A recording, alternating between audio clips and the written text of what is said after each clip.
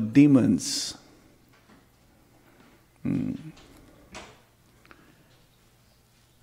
And these stories actually are very, very transcendentally enjoying.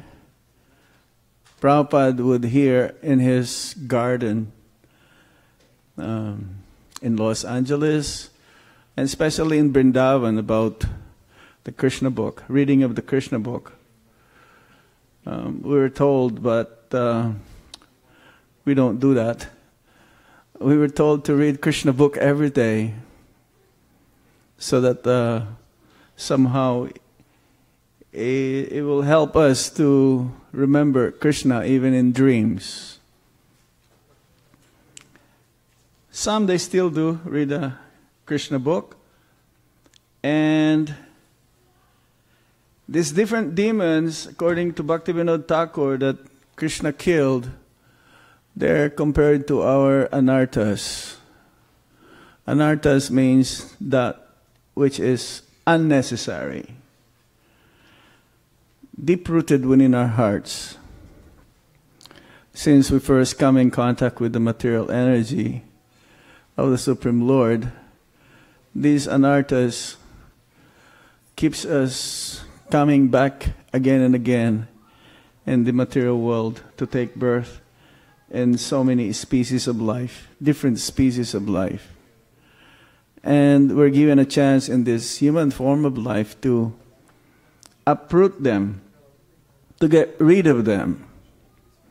And by reading these different stories about how Krishna killed these specific demons, there are about 22 demons mentioned in the Krishna book that Krishna killed. But do you know that Krishna would kill every day before tiffin time 11 demons, according to the acharyas? And he lived in Vrindavan before moving on to Mathura, around 11 years and few months. So if you calculate 1 year, 11 demons times 365 is over 3,000 already, 3,600 something. So for 11 years, Krishna must have killed over 40,000 demons. But they're not all in the Krishna book that we were given by Srila Prabhupada, because then it'll be just like so much volumes of them. That means practically unlimited different anarthas that we have. But it says, Bhaktivinoda Thakur says our main anarthas are 6. Lust, anger, greed, envy, hatred, madness, and illusion. So, specifically, if we chant the holy names of the Lord, it's like in one shot, it can uproot the whole anarthas that we have in our hearts. Prabhupada says our heart is like as black as coal.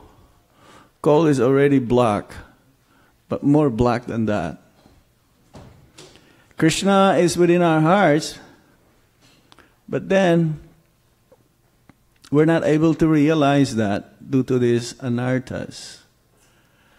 And by hearing and chanting specifically, our hearts becomes cleansed.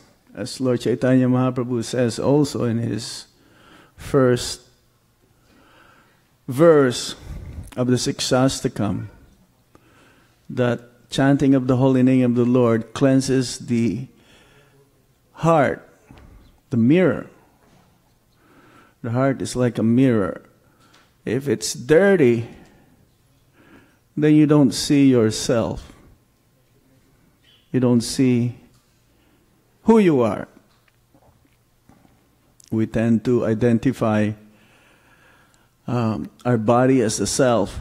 So by hearing and chanting, we'll be able to cleanse the heart and actually see our original position, that we are not this body. We're not a Sudra, as Lord Chaitanya Mahaprabhu says. We're not a Sudra, we're not a Brahmana, we're not a Satriya, we're not a Vaishya, we're not a Sannyasi, we're not Brahmachari, we're not Grihastha, but we are eternal spirit souls meant to serve the Supreme Lord, because that is our real nature.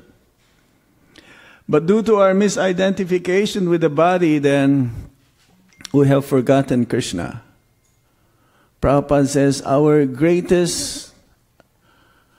main disease is that we have forgotten Krishna. We have forgotten who we are, we have forgotten Krishna, and we have forgotten our relationship with Him. So by understanding the transcendental subject matter regarding the absolute truth, which starts from the reading of the Bhagavad Gita, Srimad Bhagavatam, and chanting the holy names of the Lord, then we'll be able to understand who we are. And that is the main purpose of human form of life. Otherwise, if we're not able to perfect this human form of life, then we'll take birth again, and there may be a tendency that we'll take birth in lower species of life, which means that we'll take many, many lifetimes again before we can get the opportunity to have human form of life again.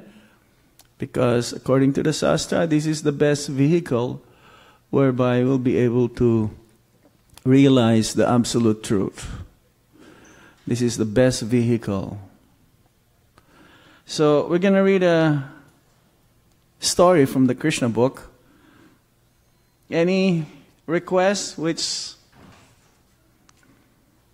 chapter? I open it up. In text 31. Do you mind if I read this book, this chapter? Yeah, I'm not sure whether you're hearing me or just like looking somewhere. Okay. Usually this is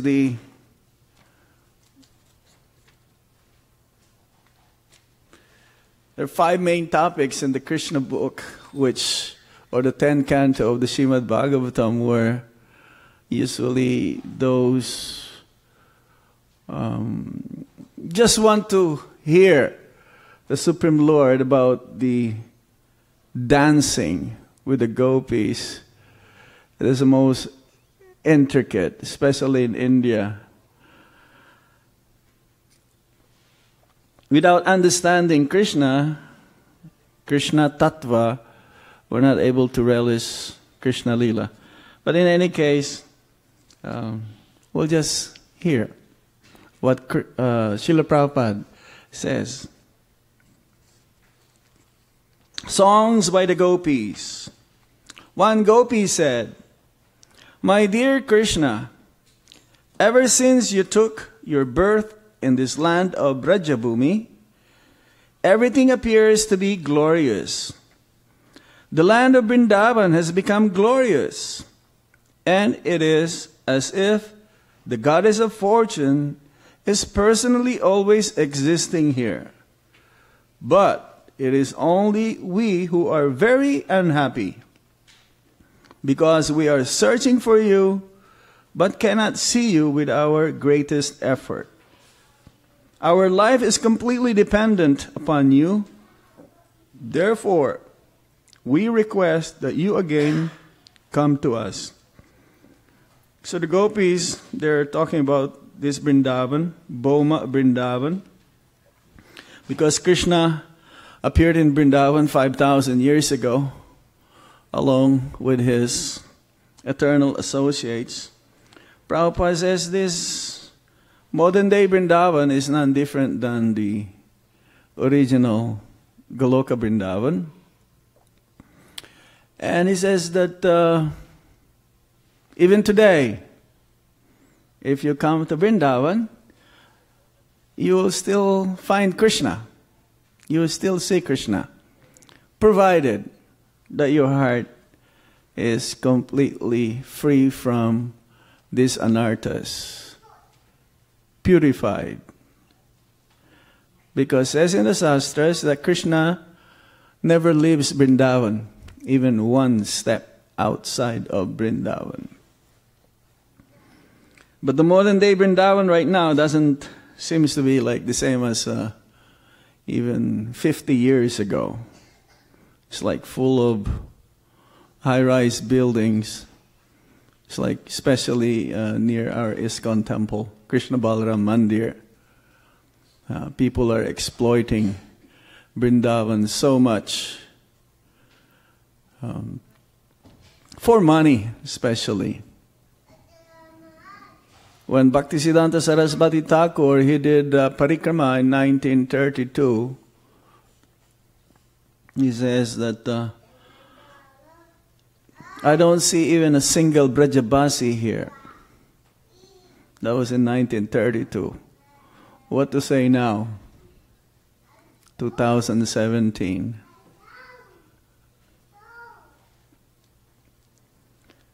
One time, Srila Bhaktisiddhanta Saraswati Thakur was asked by one of his disciples, how come Vrindavan doesn't look like what he says in the Krishna book, in the 10th canto, full of desire trees, beautiful flowers, peacocks.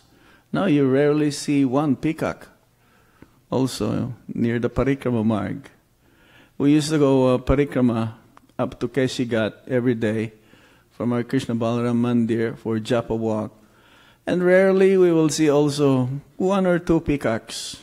A few years ago you can see there's one tree near the Bhaktivedanta hospital. There's like full of peacocks and they'll be singing early in the morning. Bhaktisiddhanta Saraswati Thakur says that there is this yogamaya energy that makes those personalities who wants to enter Vrindavan for some other reason except to see Krishna or develop love for Krishna. It's like in the material world, the predominating energy is Mahamaya. Mahamaya is the energy of the Lord that keeps us being bound in this material world.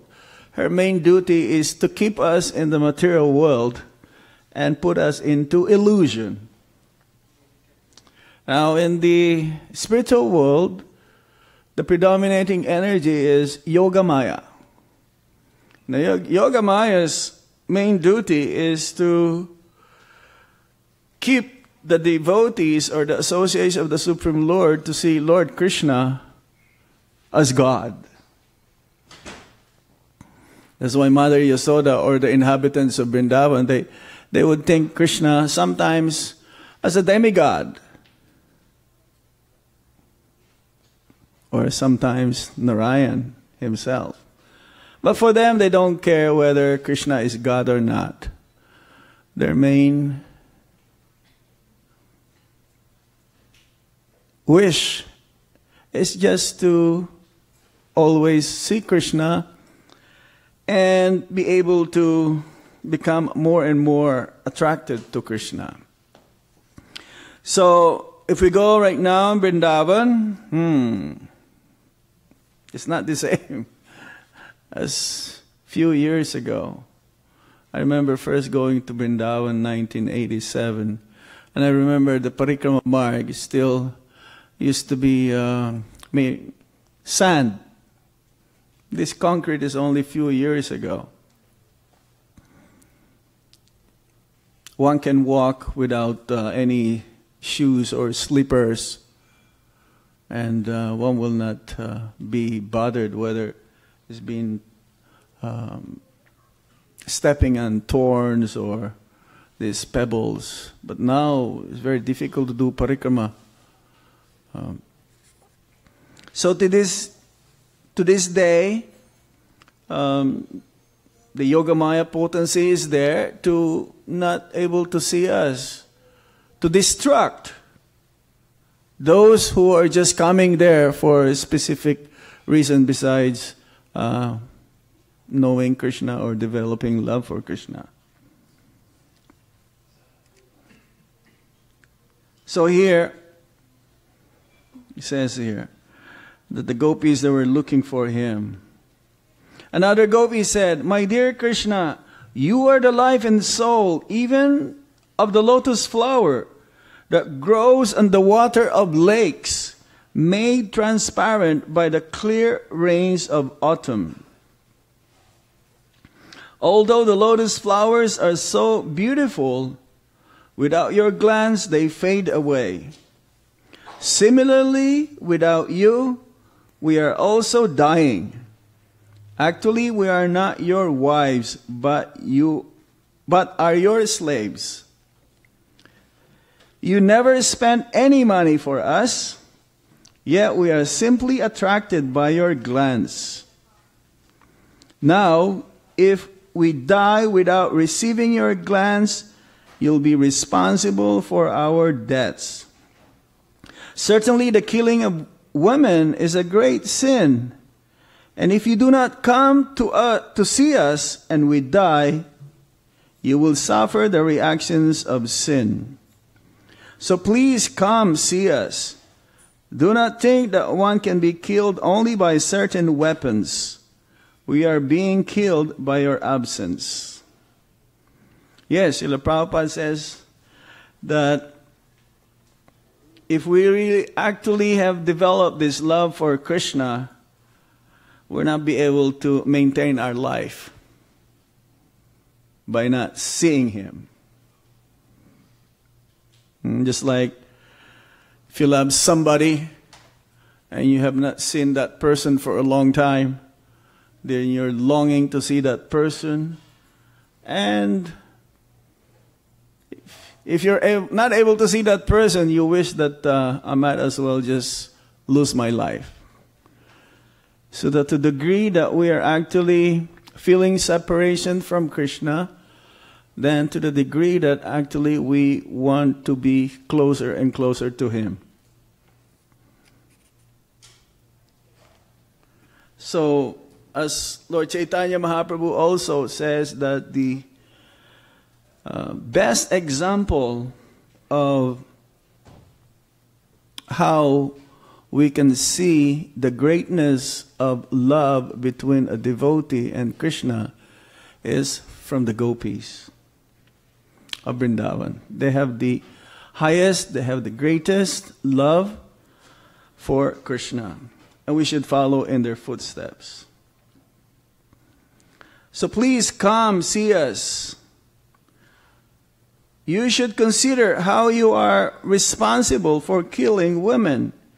We are always grateful to you because you have protected us many times from the poisonous water of the Yamuna, from the serpent Kaliya, from Bakasura, from the anger of Indra and his torrents of rain, from the forest fire, and so many other incidents.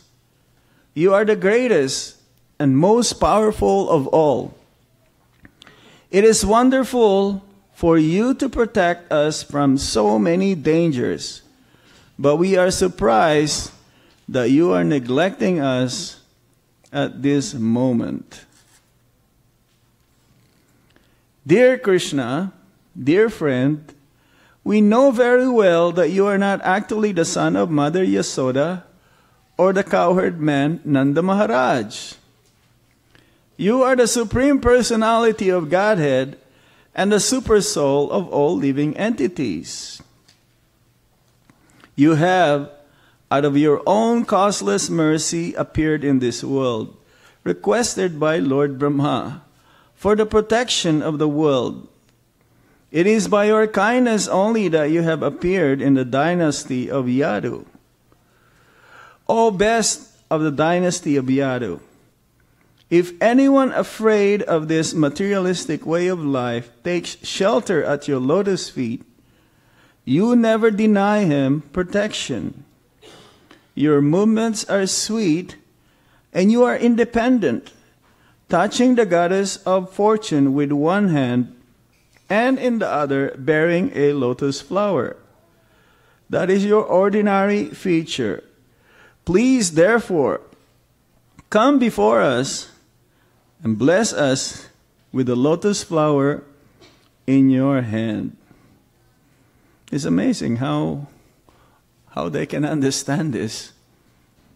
They're just simple cowherd girls in Vrindavan, not very well versed in the Vedas, but they have concluded that Krishna is the Supreme Personality of Godhead.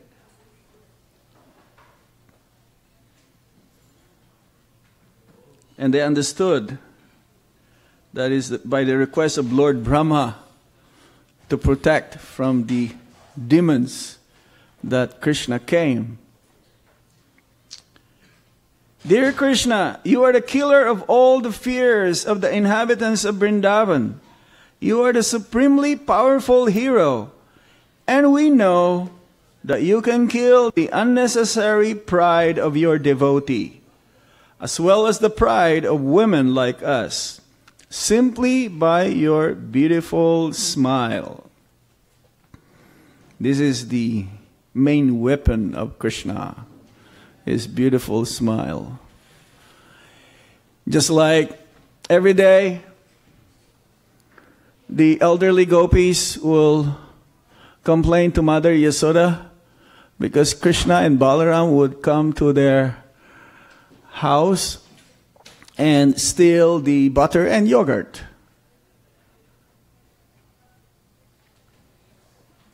So they would complain to Mother Yasoda, and when Krishna would see them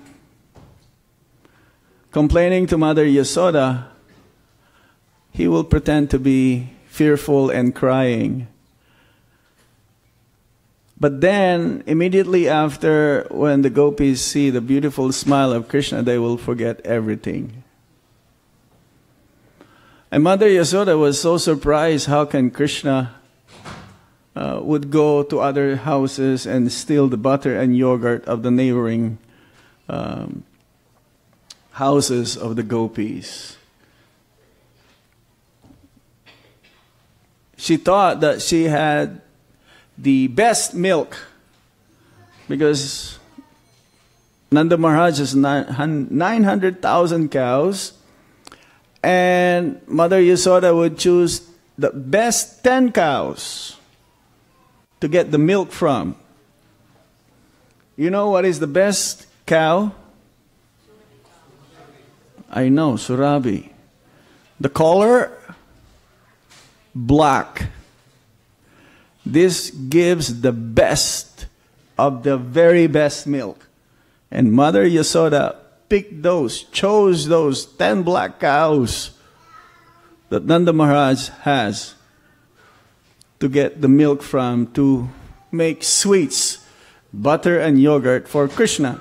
And still, Krishna would go to the neighboring gopis' house to steal butter and yogurt. She thought, my milk is not good enough. And actually, this is Krishna's arrangement so that the gopis and Mother Yasoda will have something to talk about every day.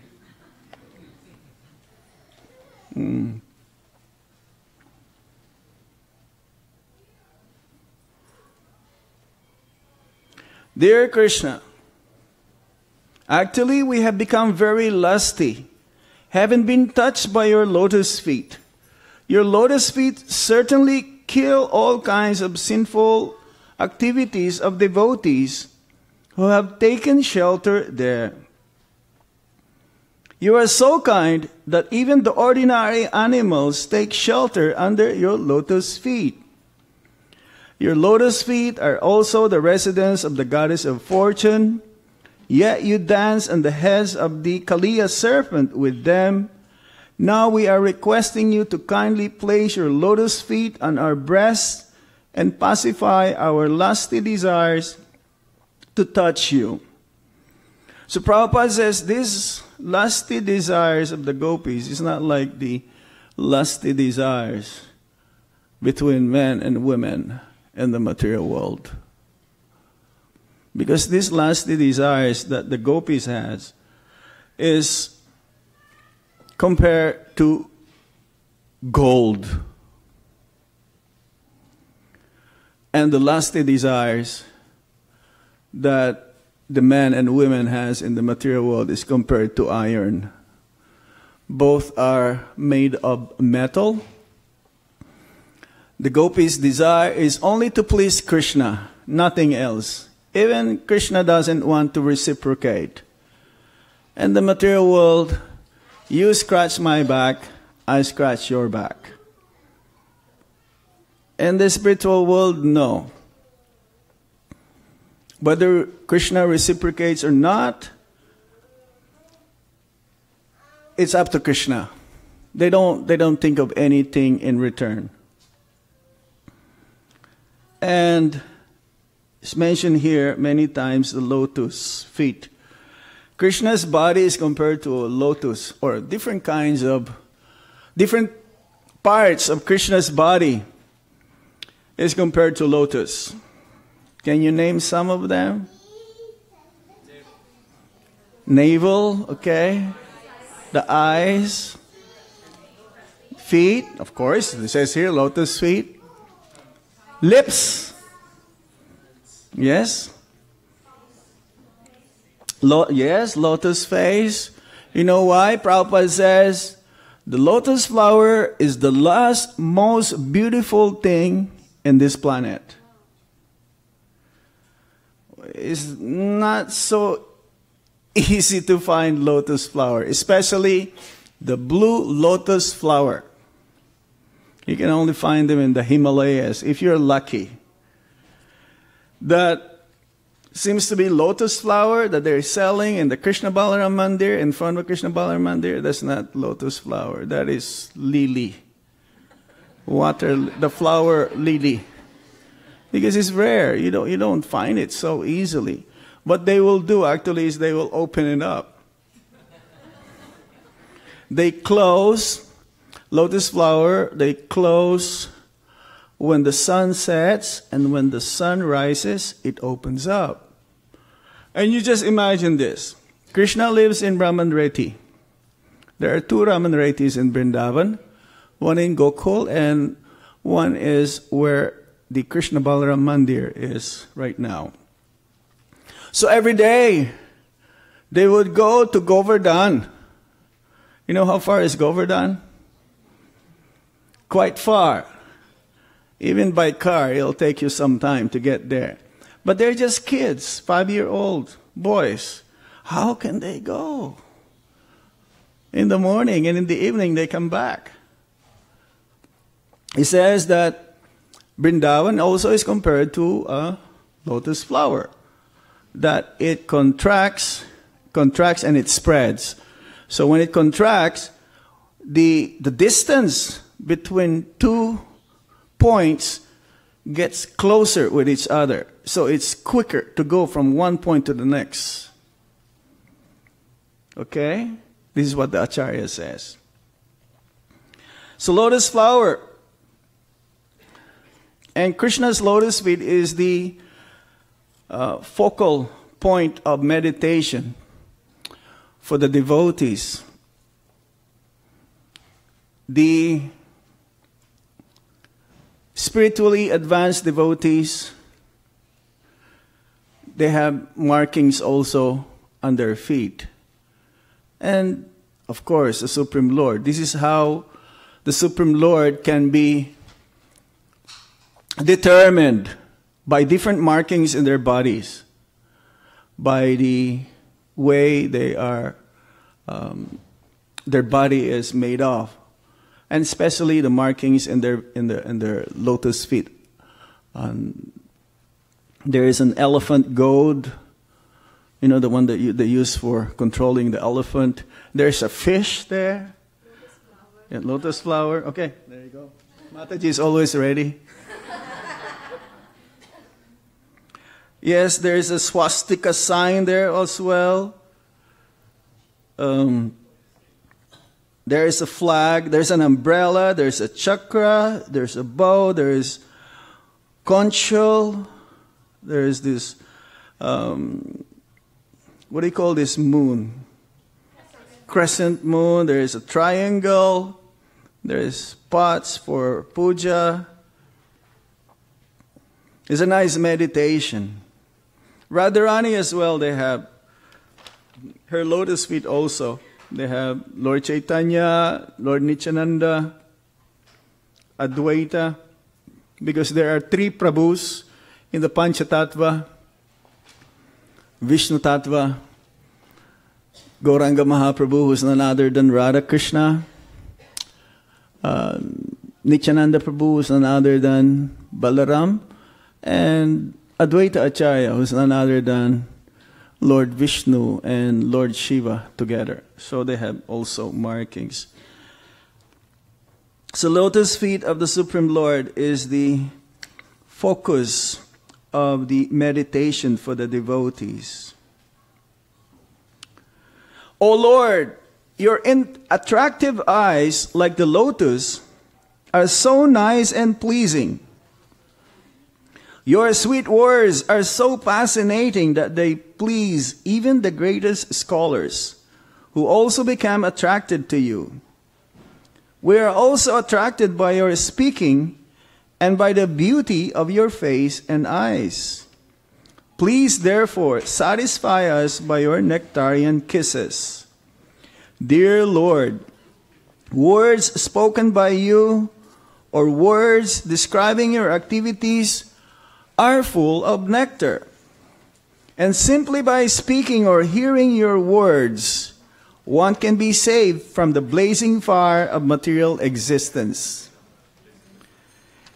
Great demigods like Lord Brahma and Lord Shiva are always engaged in chanting the glories of your words. They do so to eradicate the sinful activities of all living entities in the material world. If one simply tries to hear your transcendental words, he can very quickly be elevated to the platform of pious activities. For the Vaishnavas, your words give transcendental pleasure. And saintly persons who are engaged in distributing your transcendental message all over the world are first-class charitable persons. This was confirmed by Rupa Goswami when he addressed Lord Chaitanya as the most munificent incarnation, because he distributed the words of Krishna and love of Krishna free of charge all over the world. Srila Prabhupada ki Jai! Okay, we'll keep reading till Maharaj comes. Is that okay? We're almost finished. Dear Krishna, the gopis continued. Please everyone move up 1.3. You are very cunning. You can imagine how much we are distressed simply by remembering your cunning smile, your pleasing glance, your walking with us in the forest of Vrindavan, and your auspicious meditations. Your talks with us in lonely places were heartwarming. Now we are all aggrieved to remember your behavior. Please save us. Dear Krishna, Certainly you know how much we are saddened when you go out of Vrindavan village to tend the cows in the forest. How we are afflicted simply to think that your soft lotus feet are being pricked by the dry grass and the tiny stones in the forest. We are so attached to you that we always think simply of your lotus feet. Last paragraph. Okay. Oh Krishna, when you return from the pasturing ground with the animals, we see your face covered by your curly hair and dusted by the hoof dust of the cows. This is very auspicious. We see your mildly smiling face, and our desire to enjoy you increases. Oh dear Krishna, you are the supreme lover, and you always give shelter to surrendered souls. You fulfill everyone's desire. Your lotus feet are worshipped even by Lord Brahma, the creator of the universe. And whoever worships your lotus feet, you without a doubt always bestow your benedictions.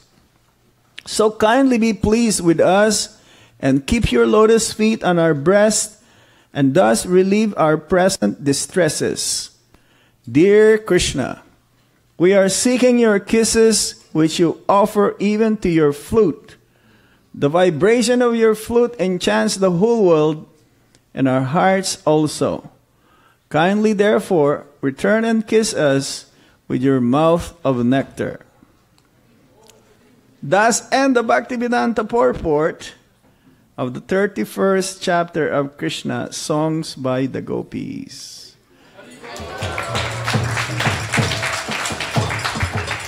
Hare Krishna.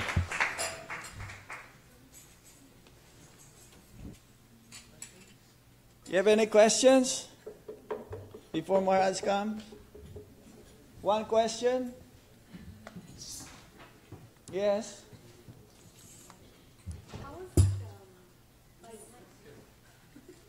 How is it that? It's also said that how Vrindavan will unmanifest, like it will not be there at the end of the Kali Yuga, and it's already progressing in a very fast way towards that. So, how do you think like we can take advantage of that? In Vrindavan, there are 3 items that will give you immediate love of God: Govardhan Hill, Yamuna, and Brajaraj. As Kali Yuga progresses, Govardhan will disappear. Actually, Govardhan Hill sinks in the one size of the mustard seed every day. Thousands of years ago, Govardhan Hill is higher than the Himalayas. But if you go to Govardhan right now, some of the parts, it's like same as the ground level. Also, Yamuna will disappear by the end of Kali Yuga. Even right now, so much polluted garbage is being thrown to Yamuna. Not like even 20 years ago, you can drink Yamuna. Now you drink Yamuna, you may go to hospital. The only thing that will remain and will be considered as none other than Vrindavan is the Brajaraj. Brajaraj is so precious that even the demigods, they want to have this dust of Vrindavan. Lord Shiva and Lord Brahma, they are wishing that they'll be able to touch. You know why?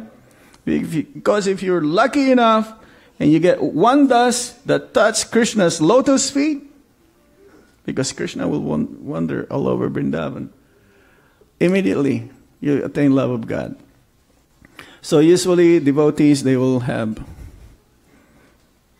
Brajaraj with them. You know, when they before they travel, they will take some Brajaraj, put them on their head, or take few, eat them. So yes, it'll be unmanifest, but it is in the eyes of us. But it is still there. Doesn't change. Srila Prabhupada ki jai. Thank you so much, Hare Maharaj. Krishna.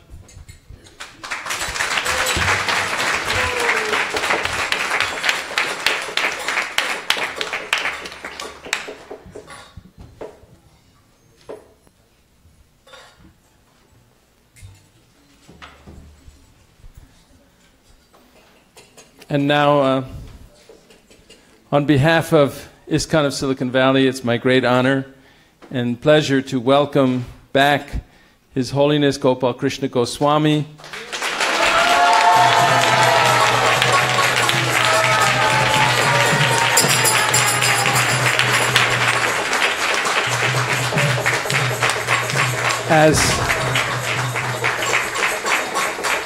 As most of you know,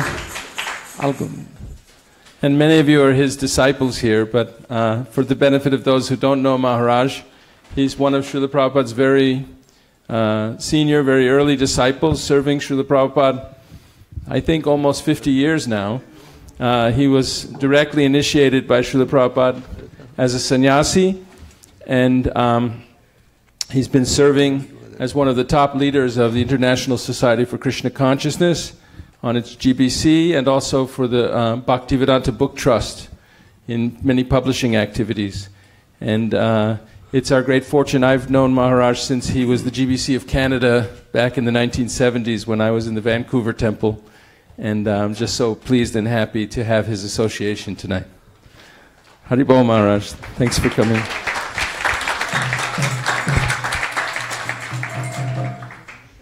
I must say that I was always happy to have your association.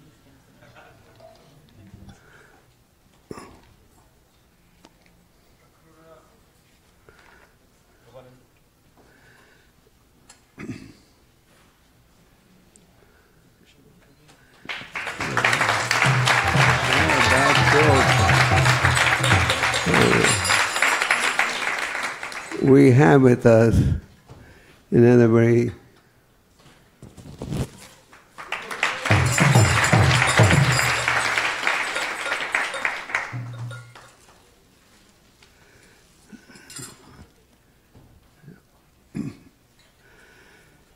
I have a bad throat today. We have with us also a senior devotee from India, His Grace Yasamadinana Prabhu.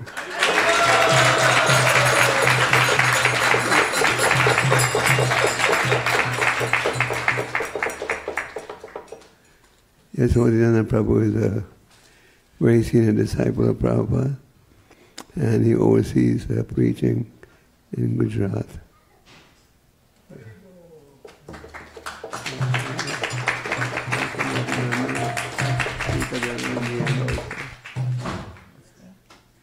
Yasamadinana, a senior disciple of Prabhupada, is also here. Yes. Can I have him speak? Yes, of course you can speak. Whatever you want, Okay. Hare Krishna. It's always a pleasure to come and visit the devotees in the San Jose area. We hear stories about book distribution and how devotees are doing wonders distributing books. And yesterday we met Vinanirada Prabhu, who is also very committed to book distribution. So I'm a little late.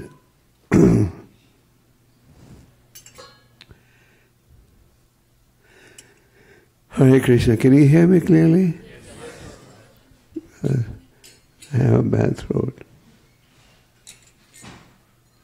How many of you were at the program last night at Stamford?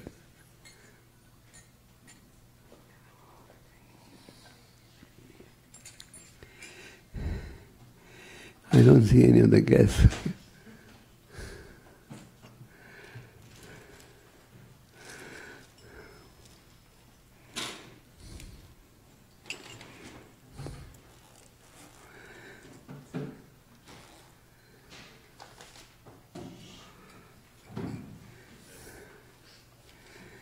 you all visit Gujarat regularly?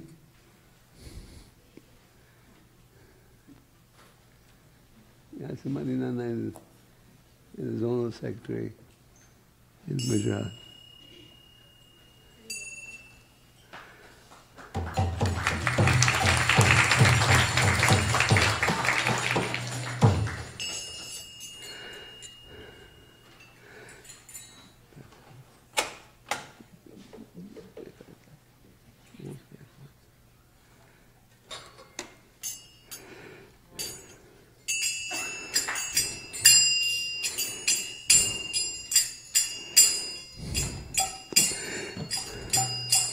Jaya Dhama Kunja Bihari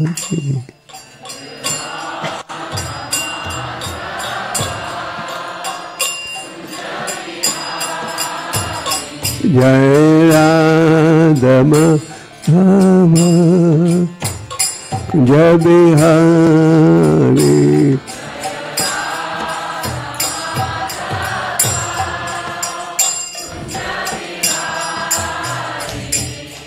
Gopi Jana Vallabha Vimaladhari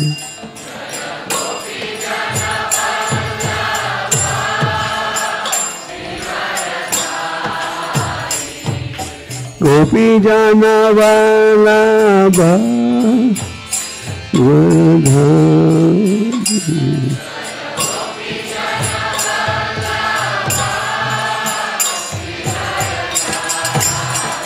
Jaya Radha Madhava Jaya Bihari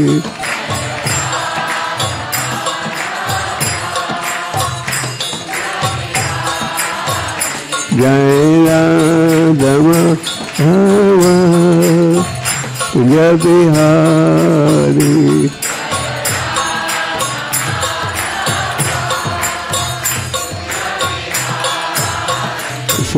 Sodanandana Braja Jana Ranjana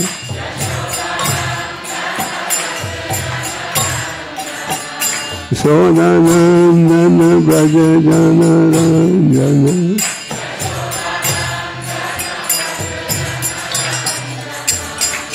Jamnatira Panachari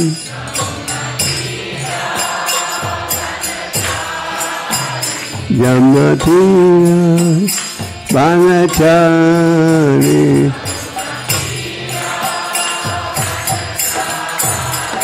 Jaya Dhamma Jabihari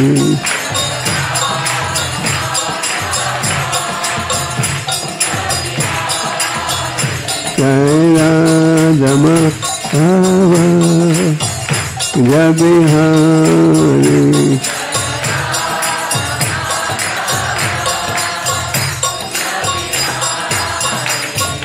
Gopi Jana Vallabha Vimaladhari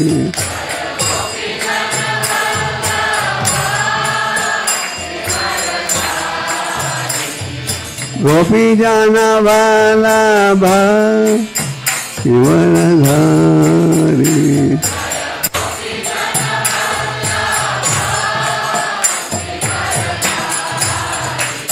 Sodanandana Braja Jana Ranjana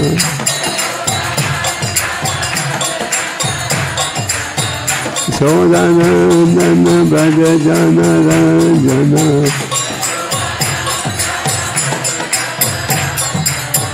Jamnatira Anachari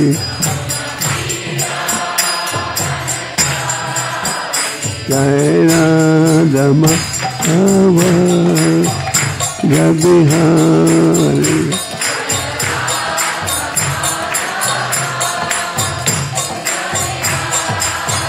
Jaya Radha Madhava Jaya Bihari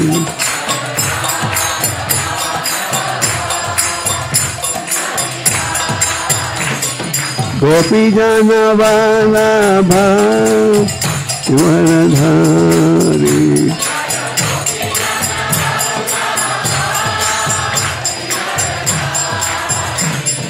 Gopi Jana Vallabha Varadhari.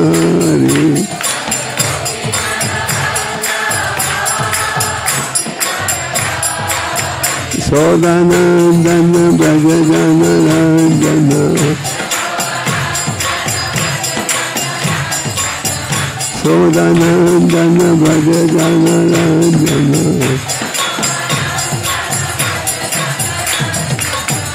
Yamnatira Samachari.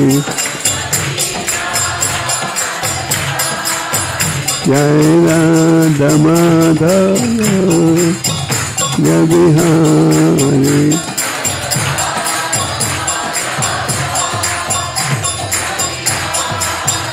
Jaya Damadara Jabihari.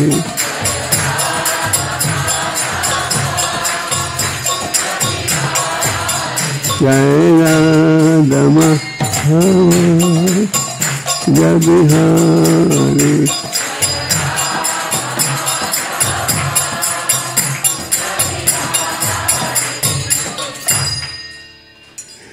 Jai Ho Vishwapad Paramahansa Juhangeshwara Avechana Bhaktinanda Swami Srila Prabhupada Maharaj Ki Gaur Premananda.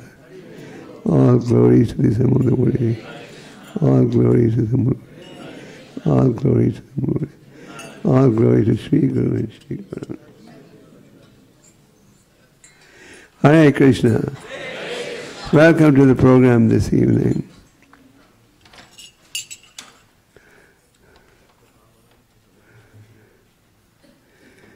Om Namo Bhagavate Vasudevaya. Om Namo Bhagavate Vasudevaya. Om Namo Bhagavate Vasudevaya. Hare Krishna.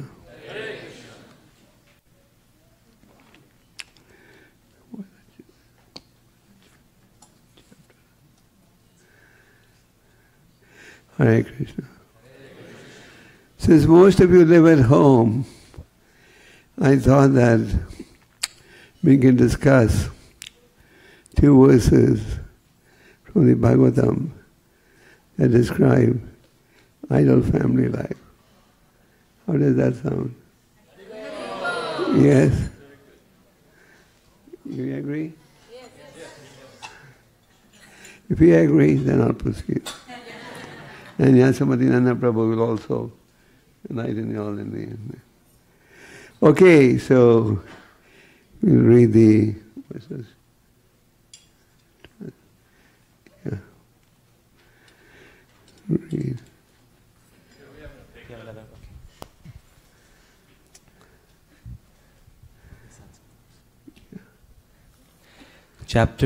Canto 7, Chapter 14, Text 1.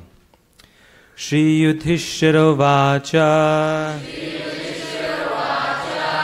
Grihastha etam padavim Vidhina yena chanjasa Yaya deva rishe bruhi Madrisho grihamudhadhi. Translation. Maharaj Yudhishthira inquired from Narad Muni, O my Lord, O great sage, kindly explain how we who are staying at home without knowledge of the goal of life may also easily attain liberation according to the instructions of the Vedas. Responsibly. Maharaj Yudhishthira inquired from Narad Muni,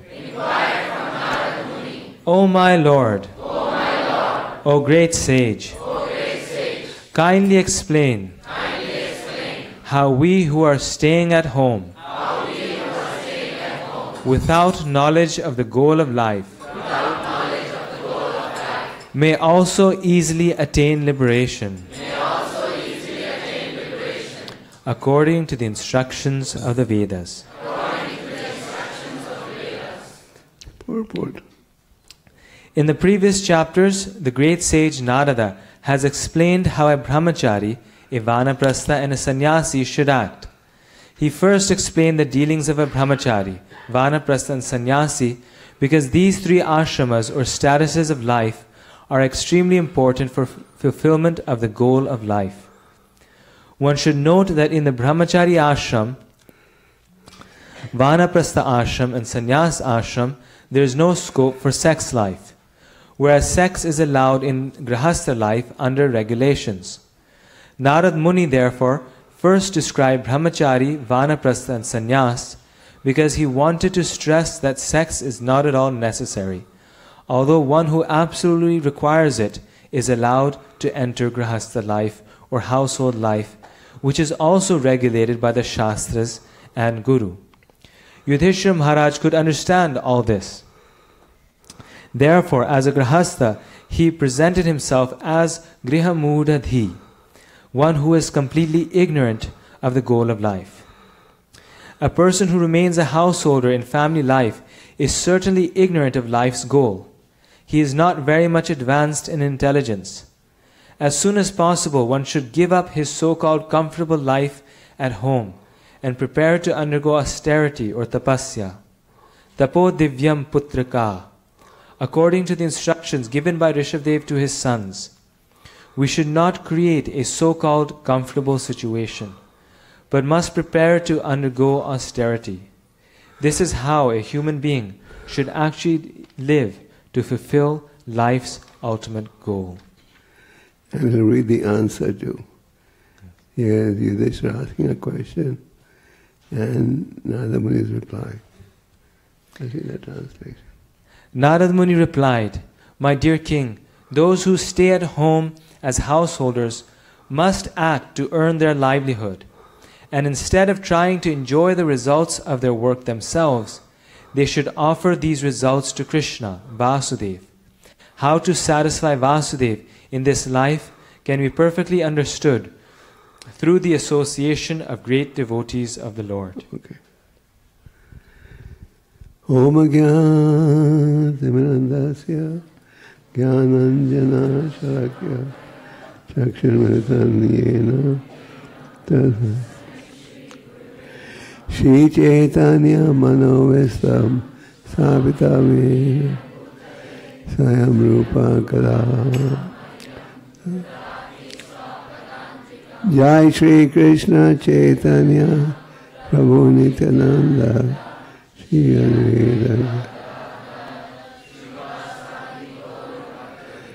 Hare Krishna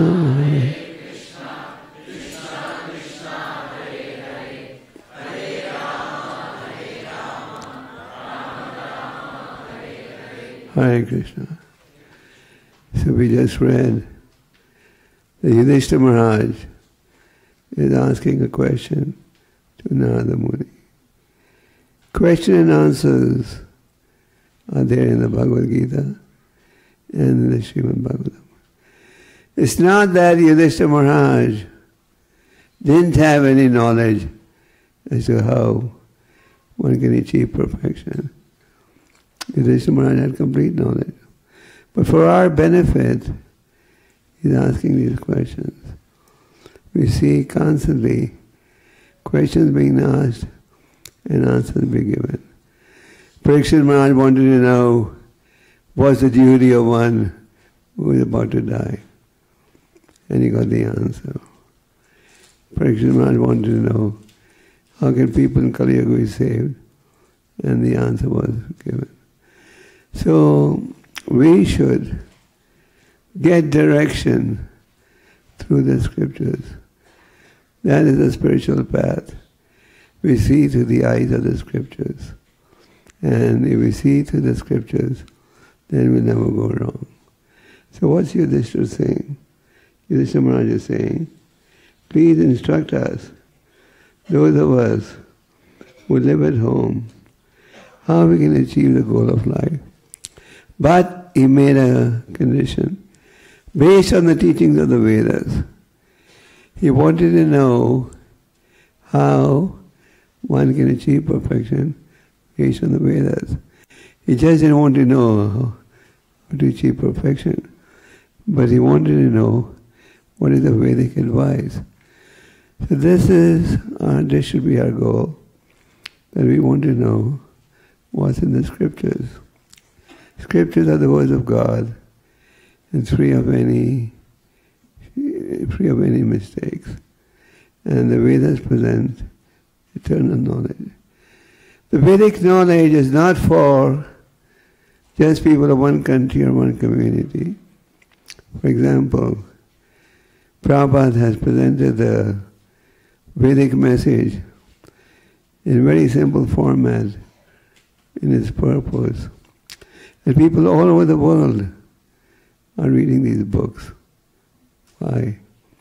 Because there is complete information. Prabhupada's books have been translated in more than 70 languages, 80 languages of the world. And people are reading these books very, very proudly. And why are they reading these books? Because they have the solution to all our problems. I was once flying from New York to Moscow, and the person traveling next to me was a Russian professor. So I discovered that he was teaching the Bhagavad Gita. So when I asked him, why do you teach the Gita in your philosophy classes? He said, because it gives complete information. So Narada Muni's, Yudhishthira Maharaj's question is very appropriate. He wants guidance how those who live at home can achieve perfection based on the Vedas. He doesn't want just a simple answer. He wants answer based on the Vedas. So what's the answer then? Narada Muni says, Narada Muni is answering Yudhishthira Maharaj.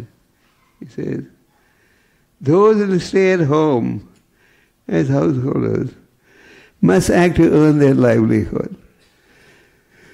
So this is an important statement because sometimes people get scared. Oh, if he becomes a devotee, then he'll just abandon everything. Is a fear there sometimes? So here Narada Muni is assuring you. He says, those who stay at home as householders must act to earn their livelihood. And instead of trying to enjoy the results themselves, you should offer the results to whom? Krishna. This is important to understand, that we should not be the enjoyers. Bhoktaramya getapasam savaloka maheshwaram. Krishna is the ultimate enjoyer. That doesn't mean that one doesn't keep anything for his maintenance. Of course he does. But he also shares it with the Lord. Not that everything is meant for myself. So this is important to understand. Bhagavad Gita encourages us to act, but act for the pleasure of the Lord. What did Krishna tell Arjuna? Tasmat sarveshu kaleshu mamanasmara yudhasya. With your mind and intelligence dedicated to me, do your duty. So Krishna doesn't say, do not act. But Krishna says, act for my pleasure. Just like in that famous verse from the 9th chapter, Krishna says, Yat karoshi yadashnati yajarosi dadasya yat tavasosi kaunteya tat Krishna madarpanam. Whatever you do, whatever offering, sacrifice, whatever you eat, do it as an offering unto me. So Krishna encourages us to act, but act for his pleasure. Now the next question is, how do you get this knowledge? How do you get this knowledge? How we should act? First we have in front of us Yudhishthira Maharaj's query.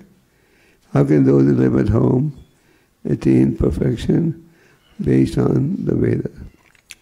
Narada Muni replied by saying, those who live at home must earn their livelihood. Then he says, but they should offer the work or offer the results to the Supreme Lord. But then the question is, how do I get this information? How I should act, and whether I should act for the pleasure of the Lord or myself? Through devotee association. Devotee association is most important for making spiritual advancement. Doesn't matter which ashram you are in, maybe a brahmachari, grihastha, vanaprastha, sannyas. We have to be in spiritual association if we want to make spiritual advancement.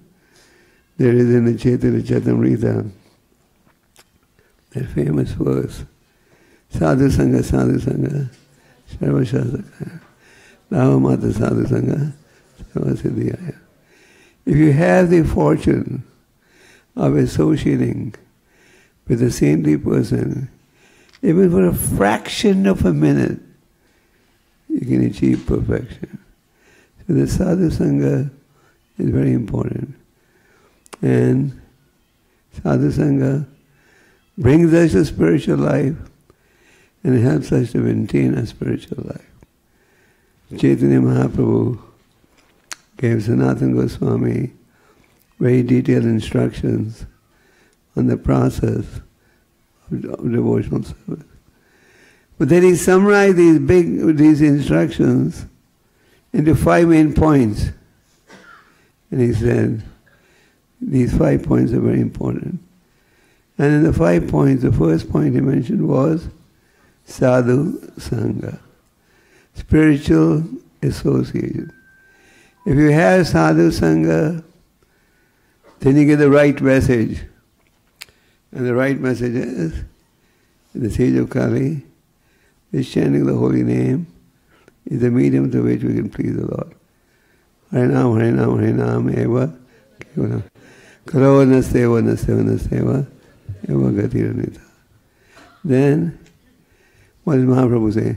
Sadhu Sangha, Nama Kirtan, then hearing the Srimad Bhagavatam.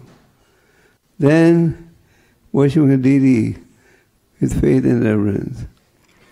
And lastly, saying Hode Dham, because you have a temple here. Prabhupada said in his letters, these temples are not in London, New York or Bombay. They're all in Vaikuntha, where the Lord is being glorified. So Chaitanya Mahaprabhu, they said Sadhu Sangha as the first item. So we should mold our lives in such a way that we get regular association. In the 4th canto, Narada Muni explains that we can get association at 3 levels. You can associate with those who are more advanced, those who are equally advanced, and those who are less advanced. When you have the opportunity to associate with those who are more advanced, one becomes joyful. Why? Because you're going to hear something that's going to help you execute spiritual life. And therefore one is happy. In the Bhagavatam there's an example. Peacocks, when they see the clouds for the first time, they dance in ecstasy. Similarly, a devotee, when he has the opportunity to associate with somebody more advanced, he is very happy and joyful. Therefore, we look forward to associating with those who are more advanced. In the 4th canto, you read about Dhruva Maharaj. How Dhruva Maharaj was insulted by his stepmother, and then he proceeded to his mother, who said, I can't help you, only God can help you. And then as he was heading for the forest, Narada Muni tested him. And when he saw he was fit, he gave him the process. So Dhruva Maharaj was able to attract the attention of the Lord. And the Lord asked him, Dhruva, ask for any benediction that you would like. And what did Dhruva ask for? He said, my dear Lord, if you want to give me a benediction, give me the benediction that I may associate always with exalted devotees. Because by associating with them, we get the spiritual knowledge. So spiritual association is a must, all of us. And if you have the opportunity to associate with senior devotees, one is happy and joyful. In our ISKCON movement, there's so many senior devotees who are constantly traveling and trying to enlighten people on the glories of devotional service. Then the next level of association is association with those who are equally advanced. What do you do when you associate with somebody who is equally advanced? You make friendship. Friendship in spiritual life means you work together to serve the mission of the Lord. You work together to preach. You work together to perform other devotional activities.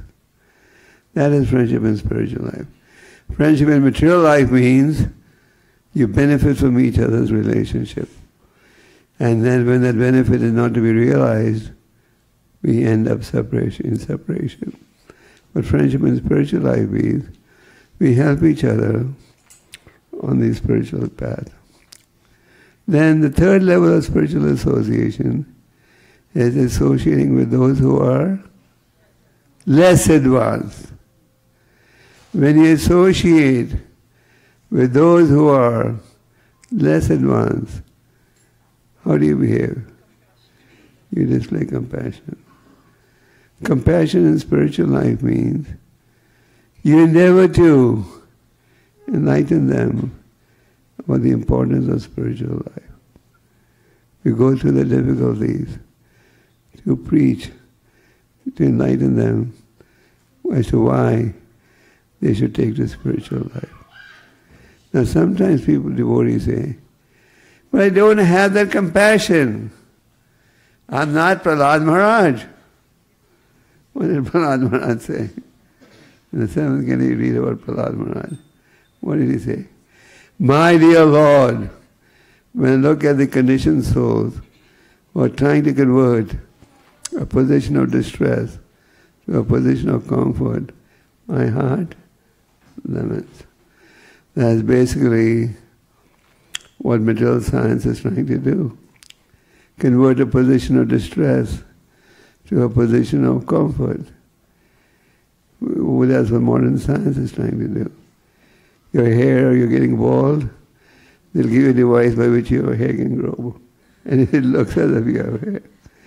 Your cheeks are getting wrinkled, they'll give you a formula to hide those wrinkles. But how long can you hide them? Your hair turning white, they'll give you a formula to dye your hair. Your teeth are falling, no problem. They'll give you good artificial teeth. So, you can do this. Like now they have these anti-aging shops. What do they sell in these anti-aging shops? All the paraphernalia you need to avoid the appearance of old age, am I right? But how long can you do it? Permanently? No. So one who is spiritually enlightened, he knows that if society has to be happy, they have to take the Krishna consciousness. So that is true compassion. So we were saying that we may not have the realization that Prahlad Maharaj had. We may not have the realization that Vasudeva Datta had. Vasudeva Datta was a great devotee of the Lord. He was very, very compassionate. So he went to the Lord and said, I want to ask you a favor. What's the favor? Please take all the conditioned souls back to Godhead and let me suffer the sinful reaction. So we will say, but we don't have that same mood. What do we care? Let them all go to hell. Yeah.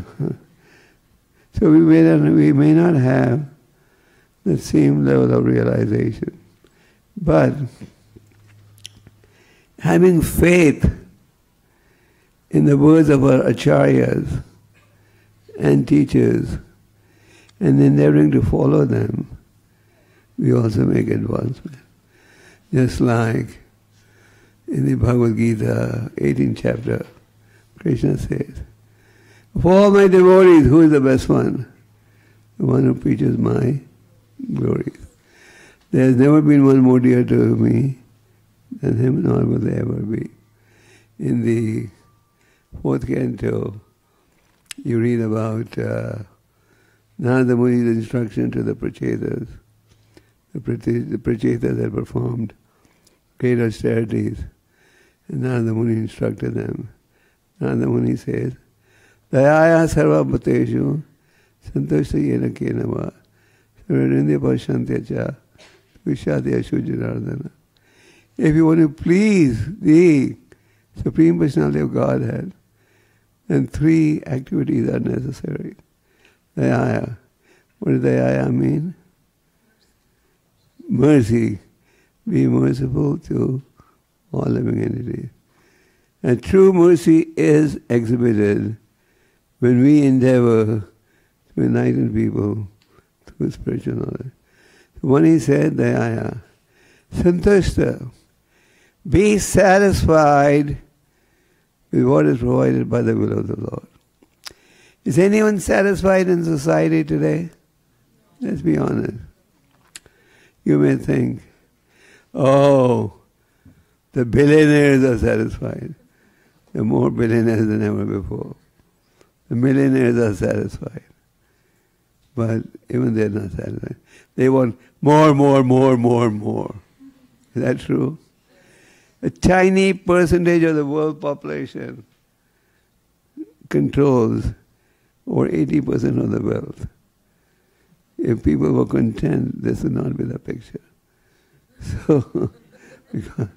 So Narada Muni says, be content and have control over your mind and senses.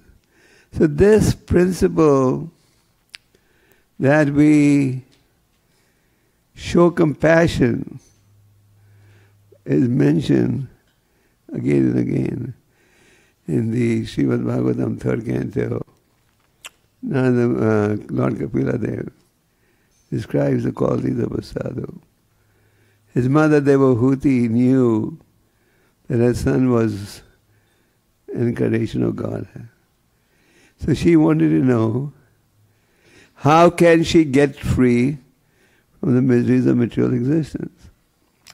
You'll be amazed how these advanced devotees are constantly asking this question.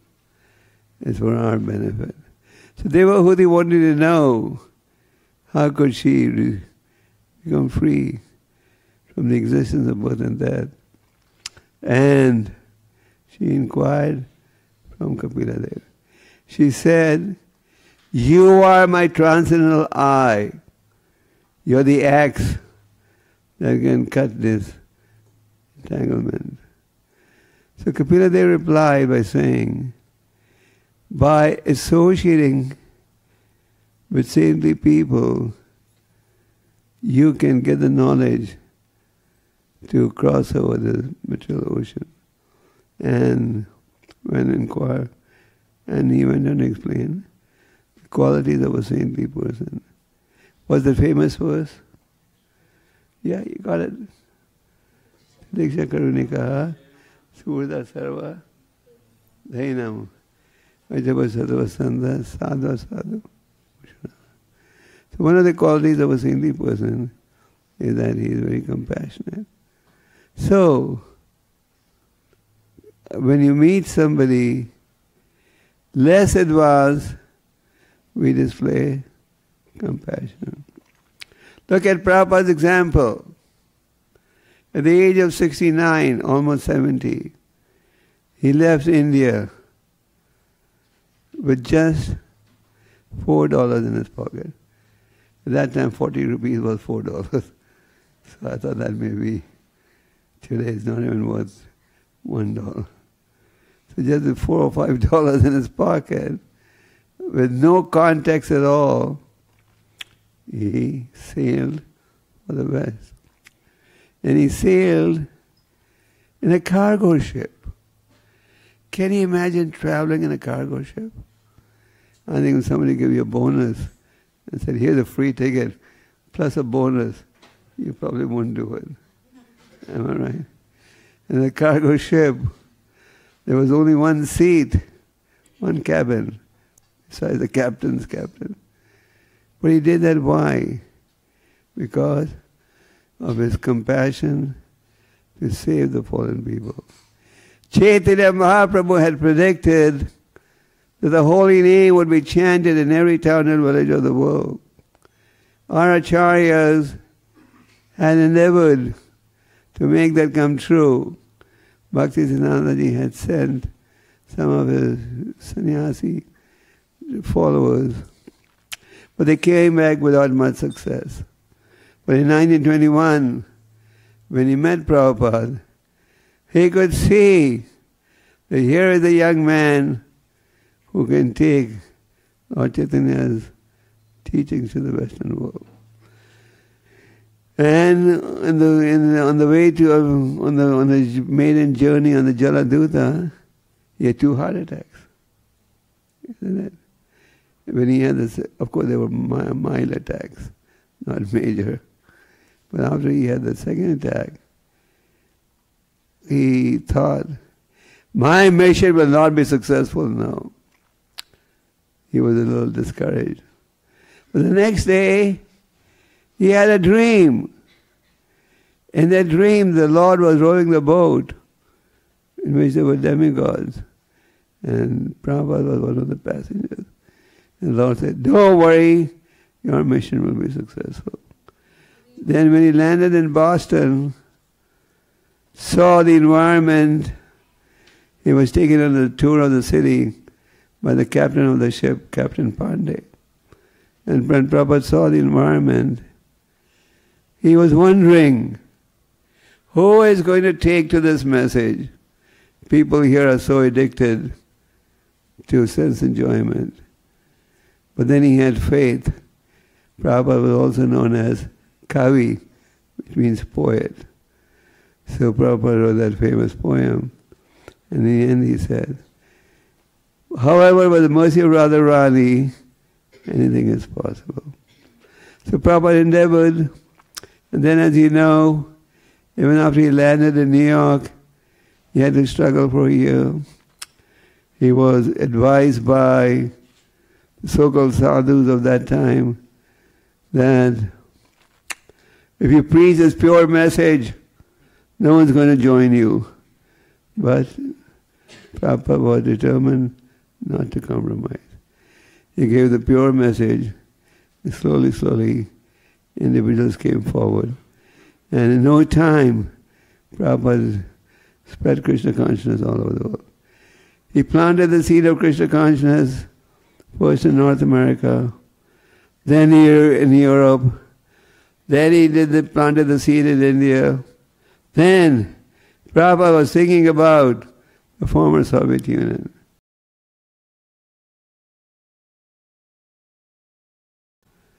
The capitalist bloc and the communist bloc.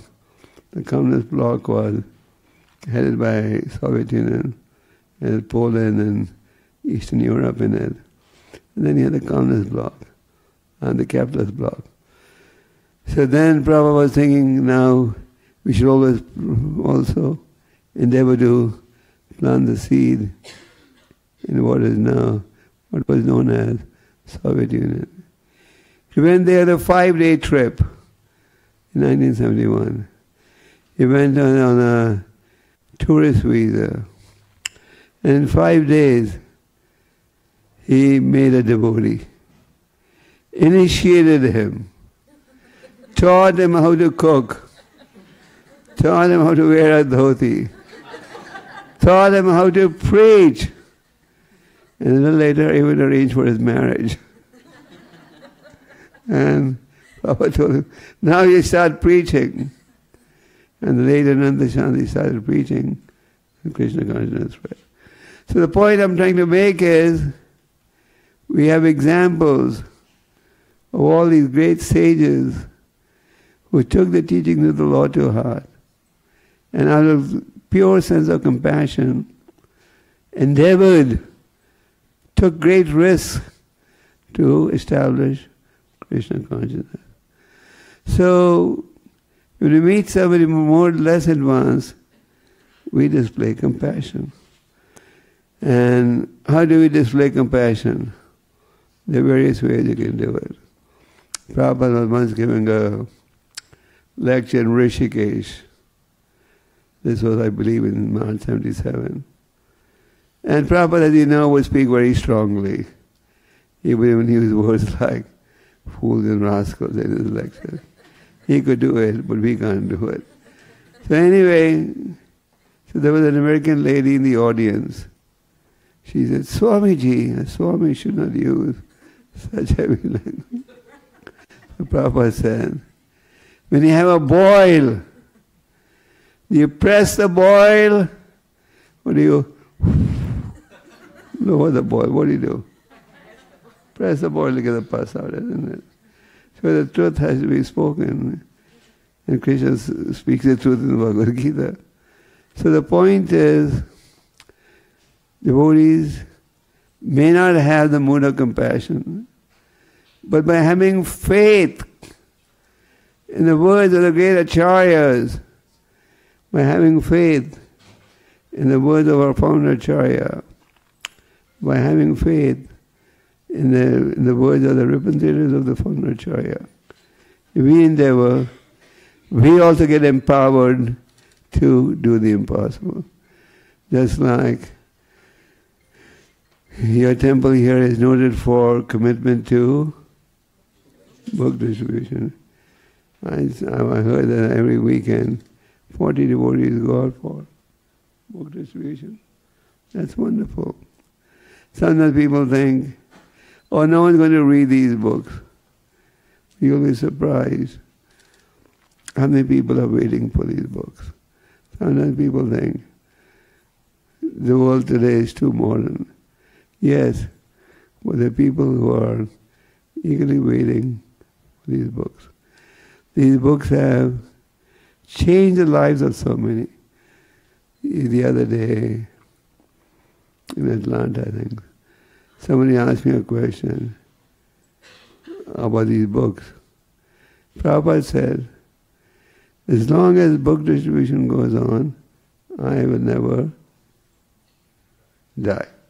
That means, through the medium of these books, he will continue to preach. I've known situations where someone purchased a book, didn't read it for 10 years, and then accidentally opened it, was fascinated by the message, continued to read, and became a devotee. We had a situation where somebody was injured, and he was desperate. He went to the library, started reading a book, and eventually became a devotee. So, pure compassion is to give people this transcendental knowledge. And I must congratulate the local devotees working under Vaisheshika Prabhu's leadership for being committed to book distribution. Prabhupada had great faith that through these books, people's lives will change. And we're seeing this all over the world. Prabhupada encouraged book distribution. Why? Not to make a profit, not to get any royalty, just because he wanted people to perfect their lives. So this is the highest welfare activity one can engage in. This activity of preaching or book distribution. And Prabhupada himself encouraged it. As some of you may know, Prabhupada would be residing in the Radha Damodar temple in Vrindavan. He would come regularly to Delhi to get his newspaper published and to publish the Srimad Bhagavatam. Prabhupada used to publish a paper called Bhakti. In the Bhakti magazine, he would write articles on topical issues. In one of the issues there was an article, "Sorry, no time." That was the heading of the article. Prabhupada revealed that he was preaching to an important man. And that important man said, "Swamiji, you don't know how busy I am. I have no time for this." And 2 days later he had a heart attack and he died. Prabhupada wrote an article, "Sorry, no time." So Prabhupada would publish this Bhakti tabloid in tabloid form. And then he was also printing his books. And there's a story that once while he was distributing his books, he had a sunstroke. He almost fainted, but then as he came back to consciousness, he again resumed his preaching. So we may not have the compassion, but when we associate with devotees, when we read about the instructions of the acharyas and the teachers, and if we just endeavor to follow those instructions,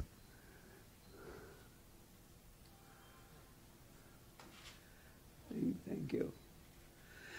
And if we just endeavor to follow those instructions, we make spiritual advancement. So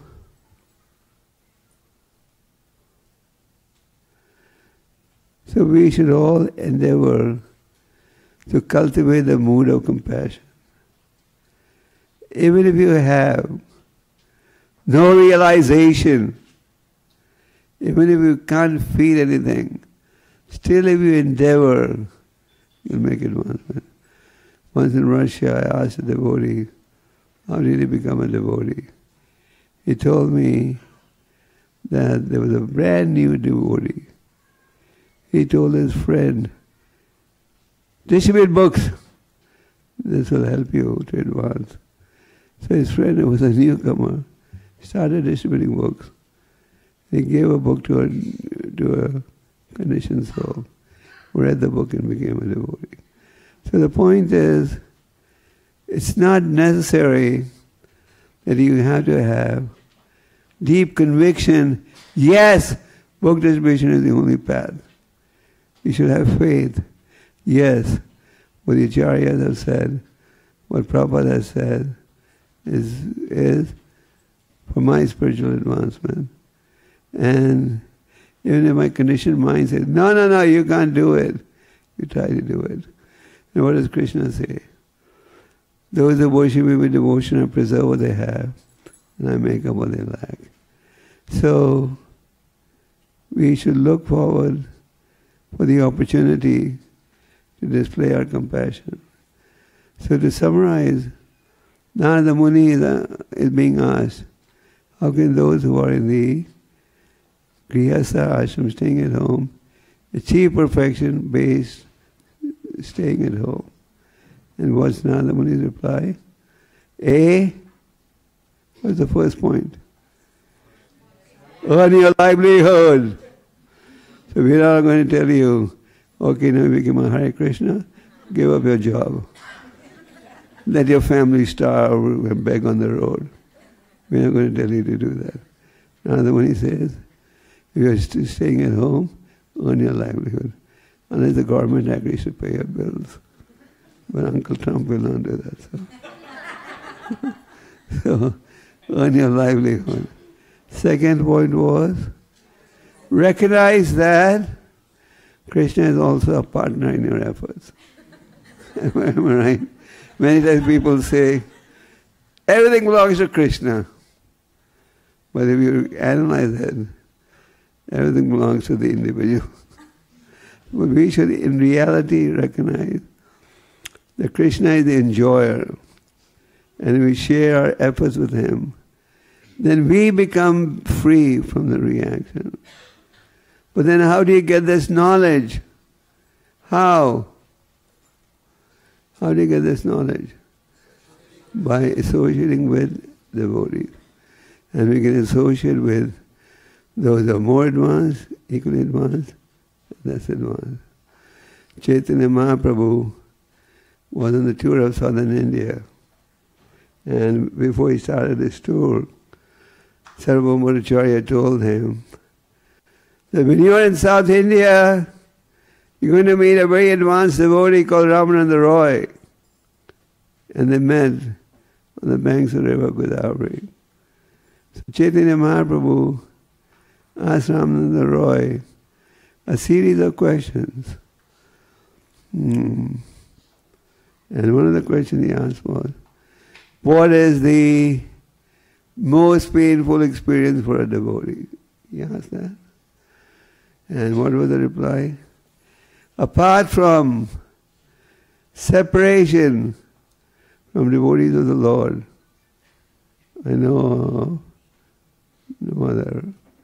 This is the most painful. What? Being separated from devotees of the Lord. So our endeavor should be to associate with devotees. And Prabhupada used to say that we should endeavor to look at the good in everyone. And by looking at the good in everyone, Prabhupada used to give the example, be like the bee and not the fly. So by looking at the good in everyone, we'll be able to appreciate everyone. And as we appreciate everyone, you'll also end up building a good, harmonious, spiritual society. In material life, everyone's fault-finding everyone, am I right? You can't get any two people to agree on something. Somebody may win an election by a landslide, but 6 months later it changes. But in spiritual life, by looking at the good in each other and by having spiritual friendship, we can build a harmonious society. And that should be our goal. And the best way to display compassion is to preach. And the best form of preaching is this reading Prabhupada's book. The good news is Prabhupada's book distribution will go on only for 10,000 more years. After that, there will be a lot of irreligion in society. So, please cultivate the mood of compassion. And even if we can't cultivate, just have faith with the Lord, the Acharyas and Prabhupada said. And by having faith, we will sincerely execute. Krishna will empower us and give us intelligence by which we can display real compassion. So thank you very much. We can take on some questions. Has somebody done that? Maybe I'll take on some questions after somebody Nana speaks.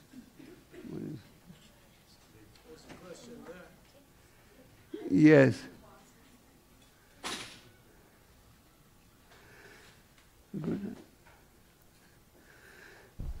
Dandvat Pranam Maharaj. Welcome to ISKCON of Silicon Valley again. Thank you. Recently we were reading from a book from His Grace Shyam Sundar Prabhu, and apparently when Srila Prabhupada came, phase 1 of the movement, where Prabhupada coming as a founder Acharya, it's like a startup where the foundational principles were built, the book printing started, the Harinam Sankirtan started, and all these hippies helped in kind of creating the critical mass. Hippies became happy. Happy, yeah. Then Maharaj, because of efforts from followers of Srila Prabhupada like you and other stalwarts, disciples of Prabhupada, the second wave came in, and then more and more, not to put a context of Indian bodies, but a lot of people got into Krishna consciousness, and we got like a more expansion. But now, when the books are there, the process are there, what are the, and we are lucky to have guidance from you and others right now. Things will change in another 10 to 15 years.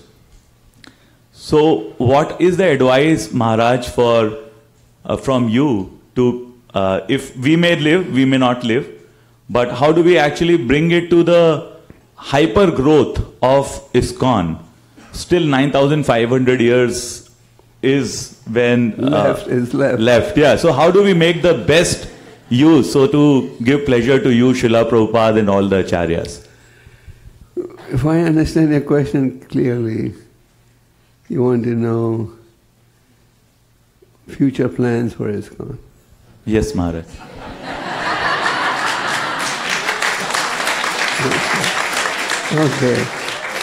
Okay. So the ISKCON GBC body is very concerned about future plans, and several efforts have been made to help realize future plans.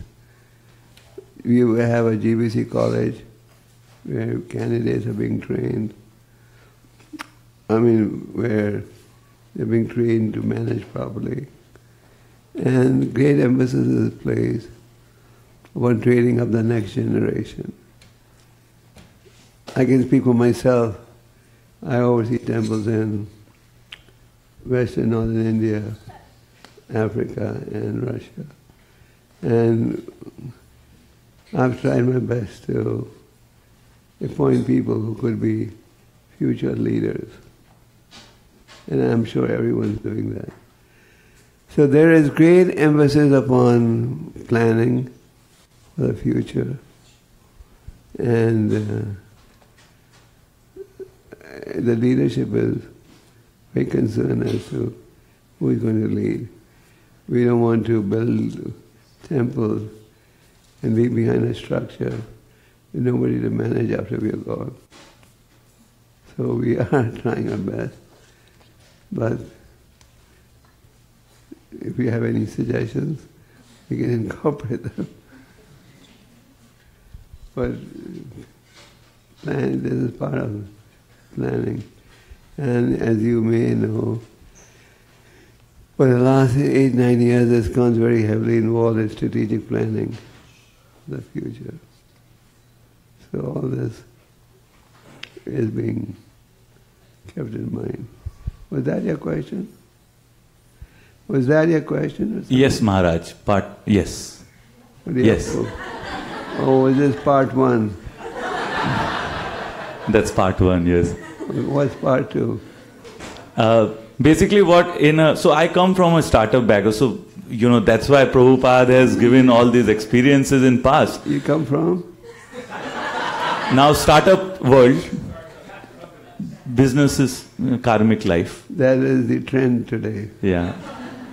So Maharaj, like right now when we look at, there are a lot of groups, like still it's like milk is, the pot is growing, it's anandam buddhi vardhanam, but little contamination is coming up, and maybe little later, but how do we actually ensure that with the growth happening, with more gurus coming in, everything goes back to Srila Prabhupada?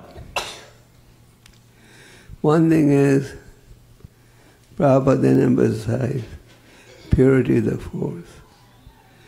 So the principle of purity cannot be compromised today or tomorrow. The moment the principle of purity gets compromised, the structure will get weakened. So it's very important that the leaders of our society be exemplary in their behavior. And Prabhupada said that many times. If you read Prabhupada's instructions to GBCs and temple presidents, again and again he emphasizes the importance of purity. All right? So if we maintain purity, if we stick to Prabhupada's instructions, and don't compromise. When Prabhupada came to America, his first year was a real struggle also. And he was constantly being advised, don't give these strict rules. When Prabhupada was incorporating ISKCON, he was being advised, call this International Society for God Consciousness. So Prabhupada said, God is not specific. We have to be specific. So we should have the mood of purity and not compromise on the essentials. We may compromise on some other issues, but the essential principles should not be compromised. Okay? Is there part 3? Hare Krishna. Yes. Thank you, Maharaj. There is a saying that one can sacrifice one person for the sake of a family for the sake of a village for the sake of the country. And the country for the world. Yes. So that sounds nice. The question is it permissible to sacrifice others? Like in Krishna consciousness, we see sometimes Srila Prabhupada took certain risks by sending people on certain missions, and he knew that they may or may not come back. But it will be for their benefit and for the benefit of the world. Now, we're 50 years into the history of ISKCON. Is the same formula still applicable? And to which degree is it permissible to sacrifice others? I mean, to sacrifice oneself, that's everybody's freedom to volunteer. I understand. Fortunately, should I answer? Fortunately, the world situation is better now than it was 50 years ago. For example, there was a time when you had the Soviet Union where you couldn't preach religion at all. Our dear devotee Japada, stand up. I've been working in the Soviet Union since 1976, and Japadas at one time went to the prison also. And a few other devotees went to the prison, and some even died. But we don't have that same environment anymore.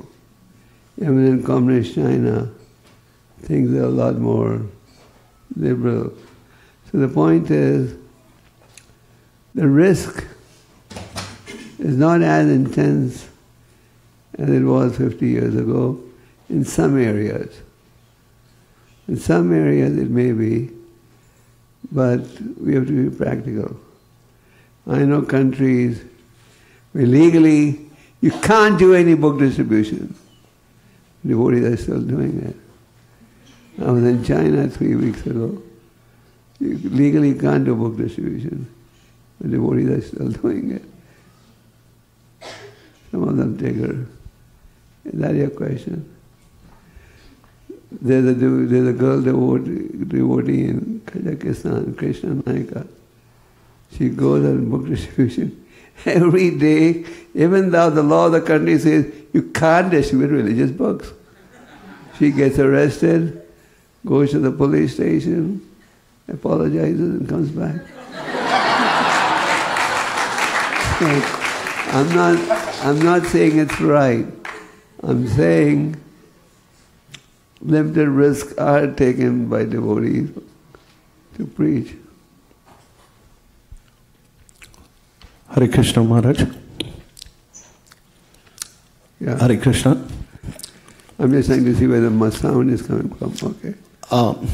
While you talk of compassion today, I wanted to thank you. You've been doing this, and you also mentioned example of Prabhupada coming on the ship and getting heart attacks and stuff like that. I want to first thank you for the 50 years of service. I don't know of what age you are.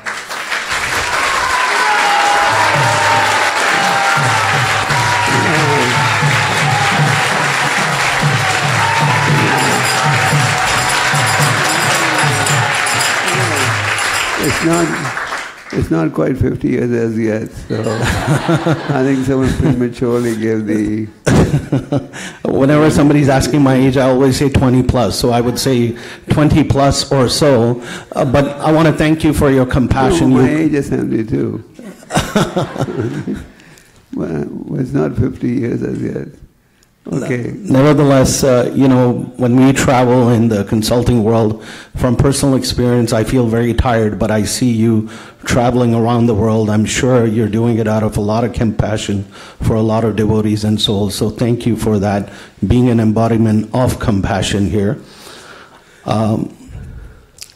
So kudos to you. That's one. The second thing is I wanted to touch on a little bit sensitive topic. I might not use the verbatim word. That was mention of how do you live your life. And there were 3 different types of people. The people that are in Grastashram and the people that are brahmacharis. And there was something called as, touched upon the lust part of it. So Narada said that, you should stay away from lust, but the people that are in marriage or Grasta ashram, you have to, treat it in a more conducive manner and more disciplined manner. But it's said that whatever pleasures you have, you should offer it to Krishna. How do you offer lust to Krishna when you're engaging in that? It says whatever the results of your livelihood endeavor. Let's say you're doing a business or a job. So you make some profit. Of course you have to maintain yourself. But also have a certain percentage of your profit be given to the temple to conduct missionary activities. Don't think 100% of what I earn should be for myself. That's what it means. So I specifically was not referring to wealth as such. One is abstinence the best way to go? And if that's tough, how do you continue to... Could you repeat your last line? I was referring more to lust, not necessarily wealth, but in context of marriage. But I'm not talking about lust. The Buddhist talks about livelihood. Livelihood means income derived from job or business or whatever. And devotees have that understanding. If I have a certain income, I should also share it with the Lord. Thank you. Thank you, Maharaj. Okay, Yasamadana, you're ready to speak? I'm sorry. Purnana?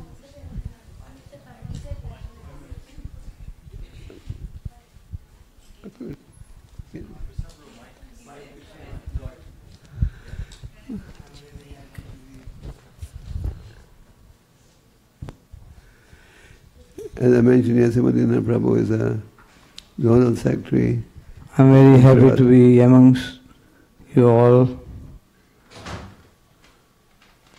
I can assure you that Prabhupada will be proud of you, because few of us that joined early, Prabhupada was very personal with us, very proud of us.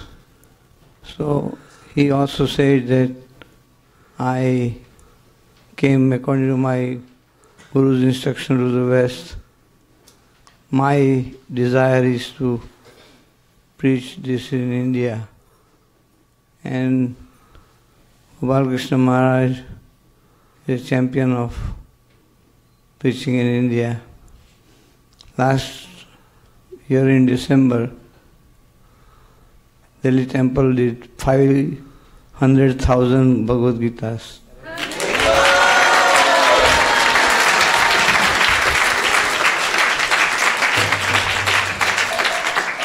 And we in Ahmedabad did 110,000 Bhagavad Gitas.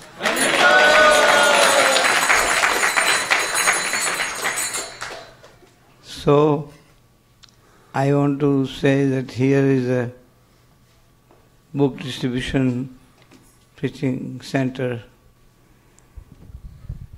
and you all are much more educated and qualified than me. So let it be bigger score than our scores.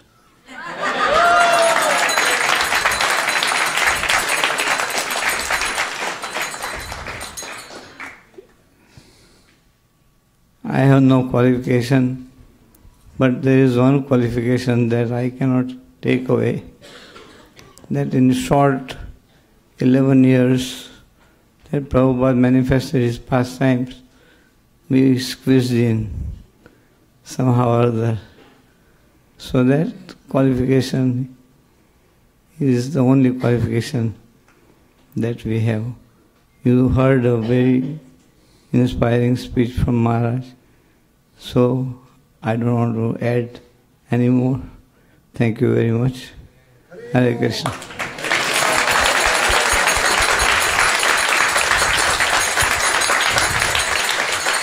Any more questions? Yes. Hare Krishna Maharaj.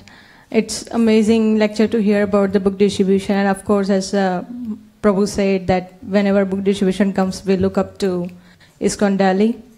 So I just wanted to know, Maharaj, there are some challenges. Even though we try hard, we pray, we keep trying, we understand we are instruments, but sometimes the challenges comes, and we also feel the disappointed. So how to go on among all other duties and all other things that we have to take care of it, but how to go on with the same enthusiasm year after year and look up to something that we can grow more and we can help out as much as our fullest capacity for the book distribution. When we go on book distribution, we would all love to see a situation where everybody is lining up. Give me a book, give me a book, give me a book. No, I gave my money first, give me a book. Am I right? We would love to be in a position where everyone we approach, he says, yeah, I was waiting for this book. But unfortunately, the ground reality is, you approach 10 people, and one shows is a little positive. Chaitanya Mahaprabhu instructed Haridas and Nityananda to go house to house and preach. The Lord said, Bolo Krishna, Bhajo Krishna, Koro Krishna Siksha. So they started going house to house. Some houses where they went, they opened the gates and said, oh, Swamis have come to your house for purification. Please come in. What's your order? Some houses they went, the people, they didn't even open the doors. They said, thieves have come disguised as sadhus. They want to see what's inside, then they'll come and steal from our house. The point is, even when Lord Nityananda and Haridas went house to house, not everyone supported them. So when we go to preach, don't expect that everyone you approach is going to say, yes, I want a book. So if everyone says, I want a book, we feel encouraged. And if we show it to 8, 9 people and they don't buy, we get discouraged. Am I right? So we should not get discouraged. When you have such a situation, just meditate. If people can say, Nityananda and Haridas, no, who are we? So we should keep.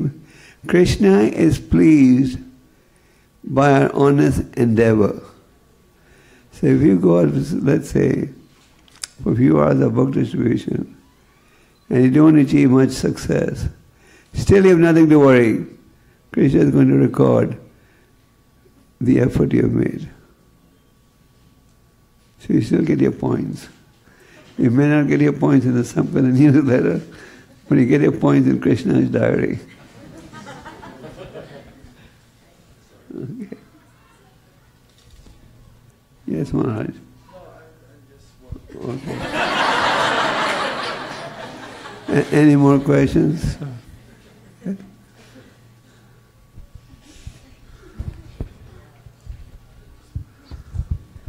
So Maharaj, you said about the purity and how we should not be like bees and not like flies. But if we are a materialist, if we are not even expert in fault finding because we don't even know what faults are. But becoming devotees, we know more about the Krishna conscious principles. So we start seeing more faults. So what happens is with the media and everything, people just see fault in everybody, even exalted souls, and they contaminate us also. So how do we avoid this tendency of being a fly and magnifying it also? If I understand your question correctly, I think what you mean is, if you join, you don't see so many faults.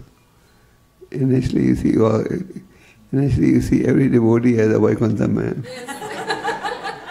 But when you get close, when you stay in the moment for some time, you say, oh, he's not a Vaikuntha man. He has the same faults that I have. Am I right? So we should avoid that. Try to look at the good in everyone. And if somebody has some shortcoming, you can in a humble way point it out, or point it out to some senior ISKCON manager who can then correct the person. But you don't get involved in trying to rectify the whole world.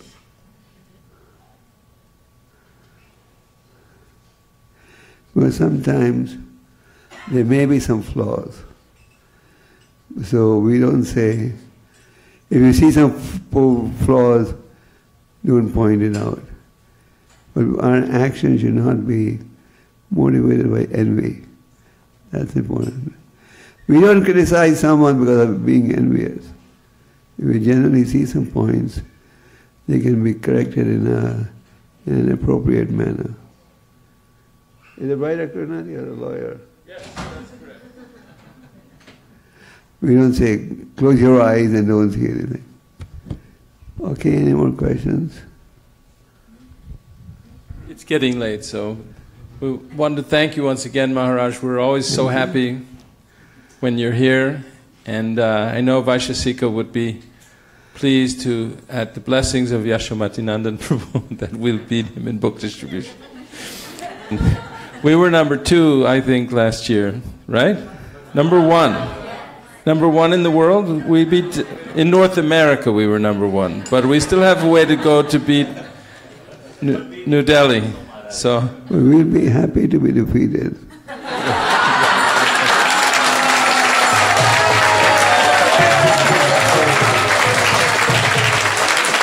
Because Prabhupada encouraged transcendental competition. We don't want the Indian devotees to become complacent. So it's good if we defeat them. So thank you so much. We also have other guests here. I'd like to mention we have Jagannath Swami Prabhu from the Temple President of Berkeley.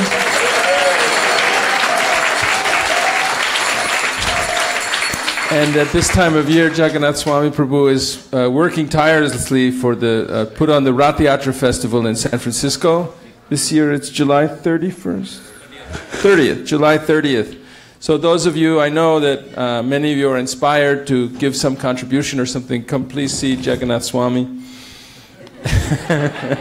It's really important that we, get all the paid so that we can put on another glorious festival this year.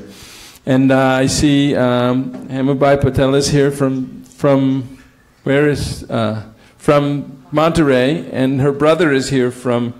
Do you live in East Africa or in India now? Okay, but from a long way away. So we have a lot of guests here. Originally from Mombasa. From Mombasa before. Yeah. Oh, you are from Mombasa. So you're from first disciple of Gopal Krishna Maharaj. In Kenya, yeah, of course, Mombasa.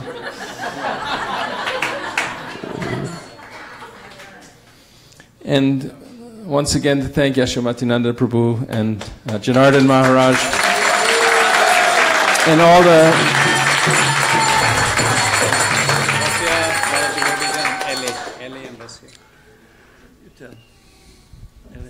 And also we have devotees from LA and those who are here, so you can give a big hand. Advait Prabhu, Brajapati Prabhu, Pradimna Prabhu. Where is Dr. Yadanandan? So now Vrindavan Priya Prabhu will explain the rest of tonight's program. And you know what's coming up, right? Hi, Bo. But couple of logistic items before we go into Prasadam. First and foremost, there are 2 cars parked over here right in the front of the parking lot where we're not supposed to park. So it's a Nissan Sentra and a Honda Accord. I know whose Honda Accord is. So please get it out of the way. Actually, the Prasadam tables are going to be set there. That's number 1. Number 2, when we step, it's already close to 9 p.m. So we don't want to disturb our neighbors.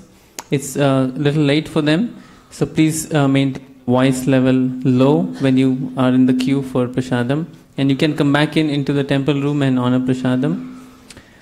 Number 3 is Maharaj is kind enough to meet and see devotees. Okay. Yeah, not individually, but he'll see in groups of 3 or 4 families at a time, so that we are time efficient. And he has an early morning flight to take tomorrow, so please keep that in mind. Thank you very much. Thank you once again, His Holiness Gopal Krishna Goswami.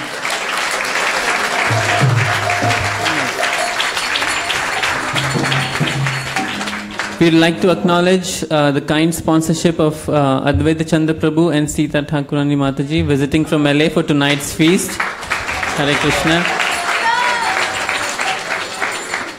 And if after Prasadam some of you could help us clean the temple. I know it's a weeknight, it will be difficult, but if you could volunteer for some time, that will be very helpful. You can come and see me for cleaning. Thank you very much. Hare Krishna. Let's sing Prasadam prayers all together. Sharira Vidya Jal Jodendriya Tahe Kal Jive Pele Vishaya Sagore Tar Madhe Jivayati Lobho Moy Sudurmati Take jeta kathina samsare Krishna bada dayamoy Kori bare jivajay Swaprasad anna dilo bhai Sayanamrita pao Radha Krishna Guna Gao Preme Dako Shri Chaitanya Nitai Preme Dako Shri Chaitanya Nitai Mahaprasade Govinde Namo Brahmani Vaishnave Kalpa Punyavatam Rajan Vishwaso Naivjayate Prashade Sarva Dukhanam Haniraso Pajayate Prasanna Cheto Suyashu Buddhi Paryavatishthate Bhagavad Shri Mahaprasad Ki Jai. Please come and take Prasadam. Hare Krishna.